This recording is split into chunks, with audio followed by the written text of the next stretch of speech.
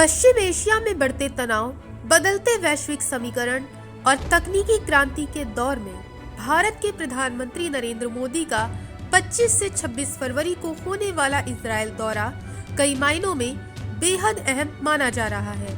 Israel के प्रधानमंत्री Benjamin Netanyahu ने इस यात्रा को सिर्फ एक औपचारिक मुलाकात नहीं बल्कि रणनीतिक साझेदारी के अगले चरण की शुरुआत बताया है। हालांकि यहाँ एक बड़ा सवाल ये है कि ऐसे समय में जब ईरान, अमेरिका और इजरायल के बीच तनातनी चरम पर है, भारत का ये कदम क्या कोई बड़ा कूटनीतिक संदेश दे रहा है?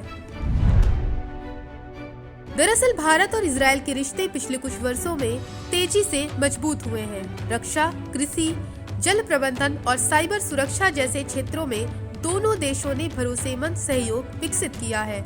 नेतन्याहू ने साफ संकेत दिया है कि अब फोकस पारंपरिक रक्षा सौदों से आगे बढ़कर उभरती तकनीकों पर होगा। वहीं इस दौरे में दोनों नेता कृत्रिम बुद्धिमत्ता, AI, क्वांटम टेक्नोलॉजी और हाईटेक इनोवेशन जैसे क्षेत्रों में साझा रिसर्च और निवेश बढ़ाने पर चर्चा करेंगे। ये भारत के टेक सुपर पावर बनने के लक्ष्य के साथ भी मेल खाता है। वहीं इस दौरे को लेकर नेतन्याहू ने हाल ही में अपनी कैबिनेट बैठक में एक दिलचस्प अवधारणा रखी। मध्य पूर्व और उसके आसपास समान सोच वाले देशों का एक समूह, जिसे उन्होंने गठबंधनों का एक हेक्सागन बताया। इसमें भारत, ग्रीस, साइप्रस और कुछ अन्य एशियाई अफ्रीकी देशों के साथ सहयोग की परिकल्पना की गई है। इस पहल का मकसद उन देशों को साथ लाना है जो कट्टरपंथ और अस्थिरता के खिलाफ एकजुट रहना चाहते हैं। भारत की भूमिका इसमें अहम मानी जा रही है क्योंकि वे वैश्विक स्तर पर संतुलित और भरोसेमंद शक्ति के रूप में उभरा है। वहीं दौरे के दौरान पीएम मोदी इजरायल की संसद क्नेसेट को संबोधित करेंगे। ये सम्मान बहुत कम विदेशी नेताओं को मिलता है। इसके अलावा दोनों प्रधानमंत्री होलोकॉस्ट स्मारक याद वाशेम का संयुक्त दौरा करेंगे। वहीं ये कार्यक्रम केवल औपचारिक नहीं बल्कि ऐतिहासिक और भावनात्मक महत्व भी रखते हैं। इससे दोनों देशों के बीच विश्वास और साझा मूल्यों का संदेश जाता है। गौरतलब है कि भारत इजरायल से रक्षा उपकरणों का बड़ा खरीदार रहा है। ड्रोन, मिसाइल सिस्टम और सटीक बम तकनीक जैसे क्षेत्रों में सहयोग पहले से मजबूत है। सूत्रों के अनुसार इस बार भी सुरक्षा और डिफेंस से जुड़े कुछ महत्वपूर्ण समझौतों पर चर्चा संभव है। वहीं आतंकवाद विरोधी रणनीति, खुफिया साझाकरण और साइबर सुरक्षा पर तालमेल बढ़ाना दोनों देशों की प्राथमिकता में शामिल है। इसके अलावा इजरायल स्टार्टअप और इनोवेशन के क्षेत्र में अग्रणी देश माना जाता है।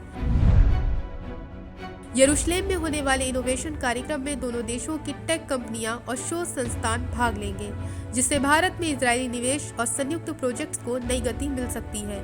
यह सहयोग सिर्फ आर्थिक लाभ तक सीमित नहीं रहेगा बल्कि युवाओं, स्टार्टअप्स और रिसर्च इकोसिस्टम को भी नई संभावनाएं देगा।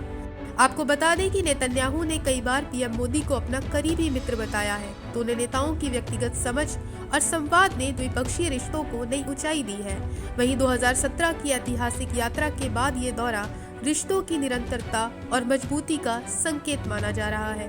बहरहाल भारत और इजरायल के बीच बढ़ती नजदीकियां केवल दो देशों की साझेदारी नहीं बल्कि बदलती वैश्विक राजनीति का संकेत भी है। ऐसे संवेदनशील अंतर्राष्ट्रीय माहौल में पीएम मोदी का ये दौरा क्या भारत की कूटनीतिक संतुलन नीति को और मजबूत करेगा या पश्चिम एशिया की राजनीति में नई हलचल पैदा करेगा, ये एक बड़ा सवाल बना हुआ है। Bureau report, Punjab Kesari TV.